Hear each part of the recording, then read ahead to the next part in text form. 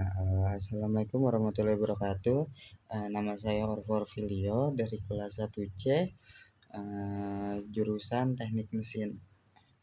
Jadi saya hari ini akan membuat tugas matematika yaitu menjelaskan yaitu tentang luas segi n beraturan, prisma dan limas. Nah, kita mulai dari segi n beraturan dulu.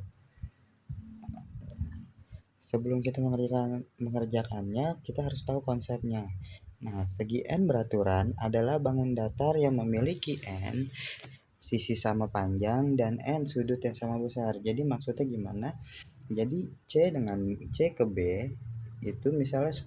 Nah, E ke F itu sama juga 10. Nah, E ke D itu 20, D ke C juga itu pasti 20. Nah, kalau sudutnya itu sama gimana? Nah, sudutnya si C sama sudut B pasti itu bakalan sama. Misalnya dia 60 juga dia juga 60 gitu.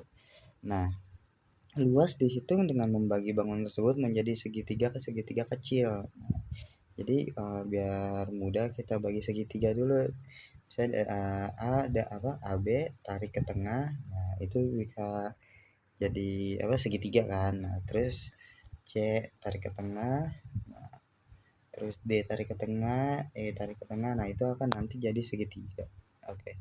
Nah, rumusnya adalah jika yang diketahui panjang sisi S adalah L sama dengan jumlah sisi dikali panjang sisi kuadrat. Nah, terus per 4-an per 180N. Nah, N itu jumlah sisinya. Nah, kita langsung ke contoh soalnya aja. Nah, jadi gini.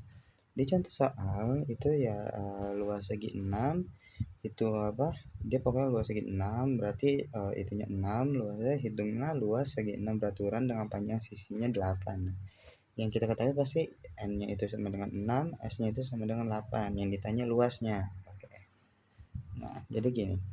Kita tinggal substitusiin aja L sama dengan 6 dikali 8 kuadrat. Nah, oke, per 4 dikali tan 180 derajat per 6. Nah, kita ubah aja dulu jadinya 8 kuadrat itu dikali aja dulu jadi 6 dikali 64. Nah, terus per 4 dikali tan. Nah, 180-nya dibagi 6 aja.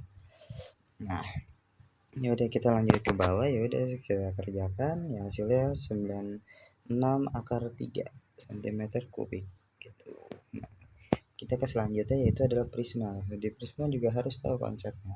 Nah, prisma apa itu prisma? Nah, prisma itu adalah bangun ruang yang dibatasi oleh dua sisi yang sejajar dan kongruen. Yaitu kongruen itu apa sih? Sama bentuk dan ukurannya sama. Nah, sebagai alas dan penutup. Nah, serta sisi-sisi tegak berbentuk persegi panjang atau jajar genjang.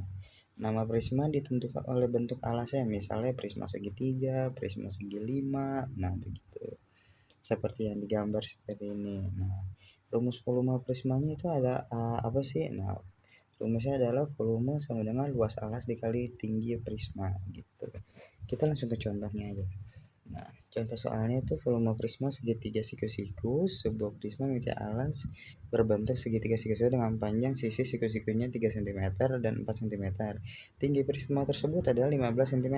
Nah, berarti bentuk alasnya itu adalah segitiga siku-siku. Nah, alas segitiganya itu adalah 3 cm dan tinggi segitiganya itu adalah 4 cm. Nah, tinggi prismanya itu adalah 15 cm. Yang ditanya volumenya. Nah, kita awal-awal tuh pakai rumus ini dulu kan, mencari hitung luas alasnya dulu. Kita hitung alasnya dulu, yaitu rumusnya adalah 1/2 dikali alas segitiga dikali tinggi segitiga. Nah, kita substitusiin aja. Nah, jadi luas alasnya itu 6. Nah, karena kita udah tahu kan berarti alasnya itu adalah 6. Nah, terus tinggi prismanya tadi 15, ya udah tinggal substitusiin, hasilnya 90 gitu. Nah, kita lanjut ke soal selanjutnya, pembahasan selanjutnya yaitu ada limas. Nah, apa itu limas? Limas adalah bangun ruang yang dibatasi oleh sebuah alas berbentuk segi N dan sisi-sisi tegak berbentuk segitiga yang bertemu pada suatu titik puncak berbeda. Nah, ini berbeda dengan prisma. Nah, Kalau limas tidak memiliki tutup yang sejajar dengan alas, nah kayak piramida, kayak kerucut, nah kayak gitu-gitu. Nah, ini rumus volume limasnya adalah sepertiga dikali luas alas dikali tinggi limas. Nah, faktor sepertiganya itu muncul karena volume limas adalah sepertiga dari volume prisma dengan alas dan tinggi yang sama. Jadi sepertiganya itu dari situ. Nah, kita langsung ke soal. Nah, contoh soalnya itu adalah volume limas segi 4. Nah, sebuah limas memiliki alas berbentuk persegi dengan panjang sisi 10 cm dan tinggi limas yaitu adalah 12 cm. Nah, tinggi limasnya itu dari jarak tengahnya itu ke paling atas puncaknya itu. Nah, kita awal yang dijawab itu adalah hitung luas alasnya dulu sama kayak sebelumnya. Jadi, panjang sisinya itu dikali panjang sisi berarti 10 kali 10 kan 100. Nah, terus kita lanjut deh ke substitusiin ke rumusnya. Jadi hitung volume limas. Nah, jadinya tuh sepertiga dikali luas alas dikali tinggi limas. Nah, luas alasnya kita udah tahu kan 100. Nah, tinggi limasnya juga kita udah tahu ada di soal yaitu 12. Nah, biar lebih mudah, biar hasil yang angkanya enggak gede, jadi ini kan masih ada yang bisa kita coret. Jadi 3 sama 12 kita coret aja jadinya 4. Nah, karena satunya itu nggak dianggap berarti 100 dikali 4 yaitu sama dengan hasilnya volumenya 400 begitu seperti itu. Nah, penutupannya adalah matematika bangunan ruang bukan hanya tentang menghafal rumus, melainkan memahami bentuk dan komponen dengan memahami konsep dasar alas dan tinggi. Soal sekompleks apapun dapat diselesaikan dengan mudah. Nah, jadi gini, uh, jadi kalau kita sudah tahu dasarnya, sudah tahu konsepnya, dari si rumus tersebut, dari si bangun apa dan kita menelaah soalnya juga, itu pasti kedepannya akan mudah maupun gimana soalnya karena kita udah tahu apa yang harus dilakukan. Oh itu, dan kita juga tahu, misalnya kayak rumus tadi yang sepertiga, itu kenapa kok di rumusnya ada sepertiga, karena kan, segitiga gitu ya. Nah, kita karena kita udah tahu konsepnya dan lain-lain gitu, jadi kita, sudah akan mudah mengerjakan soalnya. Jadi sebaiknya sebelum kita belajar itu kita harus tahu konsepnya, dasarnya, dan lain-lainnya agar tidak bingung begitu. Nah, mungkin sekian saja dari saya.